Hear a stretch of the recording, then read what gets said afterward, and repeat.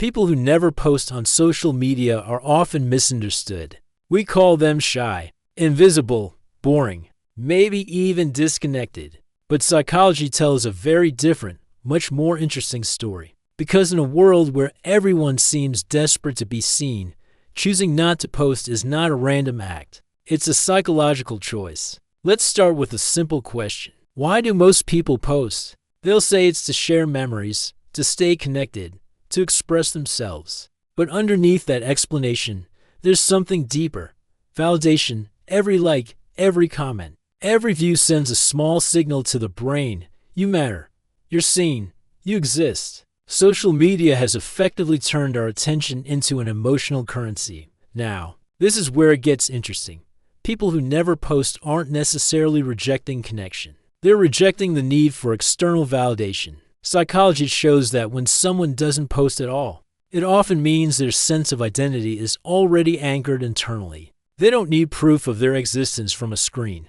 Their self-worth isn't crowdsourced. This doesn't mean they're confident in a loud, boastful way. It means their confidence is quiet, and quiet confidence often goes completely unnoticed. People who never post are usually observing more than they're performing. They watch patterns. They notice behavior. They read between the lines. While others are busy curating how they look, these people are studying how others think. This creates a kind of psychological distance. They're inside the system, but they're not consumed by it. Psychology calls this observer positioning. When you don't constantly broadcast yourself, your mind stays less reactive. You're less emotionally entangled in the game of comparison, because comparison only works when you're participating in the same game.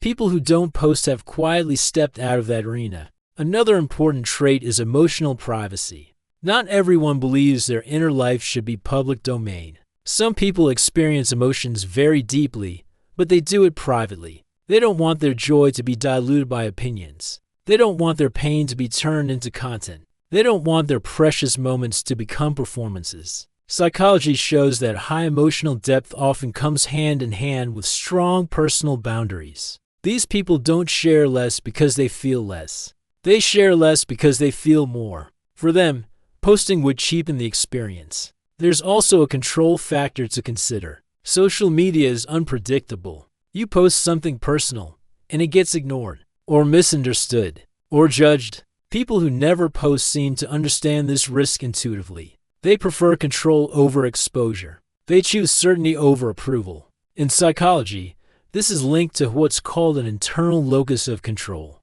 They believe their life's direction comes from their own choices, not from public reaction. Now let's talk about a specific kind of intelligence, not academic intelligence, but psychological intelligence. People who don't post often understand something that most of us miss. Attention changes behavior. When you know you're being watched, you act differently. You filter yourself. You might exaggerate. You edit your own reality. People who avoid posting are protecting their authenticity by staying unobserved. They live their life first and reflect on it later. And often, they never feel the need to broadcast it at all. What about loneliness? Many assume that people who don't post are lonely or isolated. But psychology suggests the opposite is often true. These people usually have fewer relationships, but much deeper ones. They invest their energy where it truly matters. Instead of maintaining dozens of weak, superficial connections online, they focus on nurturing a small, trusted circle in the real world. They don't need to signal that they have a social life. They just live it. Let's also touch on trauma and awareness. Some people stop posting because they've been hurt in the past. Public embarrassment, rejection, or online shaming can be powerful experiences. But instead of becoming fearful, they become selective. They learn that not everyone deserves access to their inner world. Psychology calls this protective withdrawal. It's not avoidance, it's protection. There's a neurological angle here, too. Social media trains the brain to seek quick rewards, likes, notifications, reactions. It's a constant dopamine loop. People who never post often feel uncomfortable with this system. They sense the potential for addiction early on. Their brain resists that kind of dependency. This doesn't mean they're inherently stronger, it means they're more aware. They notice how endlessly scrolling changes their mood. They see how posting creates anxiety, and how waiting for reactions creates a kind of tension. So they quietly opt out. Another powerful reason is identity clarity. People who post a lot are often still in the process of forming who they are. They're experimenting publicly, trying on different personas. But people who do post often already have a strong sense of who they are, or they're exploring that identity privately. They don't need external feedback to confirm their direction. Psychology shows that identity development can happen either internally or externally. Posting is a form of external exploration. Silence is a form of internal exploration. Neither is wrong, but they are very different paths. Now, here's the part most people miss. People who never post still care. They care deeply. They just don't confuse caring with broadcasting. They don't confuse their presence in someone's life with providing online proof of it. And they certainly don't confuse their silence with emptiness. In fact, their silence often signifies depth. Think about this for a moment.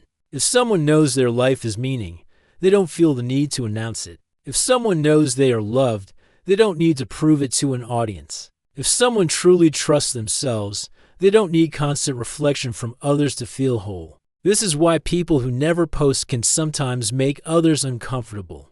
Their silence acts like a mirror. It forces others to ask themselves, why do I need to be seen so badly? And that question can be very uncomfortable because it can expose our own insecurities. Now let's be absolutely clear. Not posting doesn't make someone superior, and posting doesn't make someone shallow. But understanding why someone might choose never to post reveals a lot about human psychology. It reveals how validation works, how identity forms, and how the very act of being watched shapes our behavior. It shows us how silence can be a psychological choice, not a weakness. If you're someone who never posts, this isn't to tell you to start. It's to help you understand yourself better. And if you're someone who posts often, this isn't a judgment. It's an invitation to develop more awareness. Because once you understand why people behave so differently online, you stop mislabeling them. You stop calling their silence insecurity, and you start recognizing it as intention. If this made you think differently about the people who stay quiet online, imagine how much more psychology is shaping the behavior you see every single day. I break down human behavior, social patterns, and the psychology behind modern life right here on this channel. If you want to understand the mind instead of just guessing at it, check out my other videos. And subscribe, not for motivation, not for trends, but for clarity. Because when you understand psychology, people stop confusing you. And more importantly, you stop confusing yourself. Thanks for watching.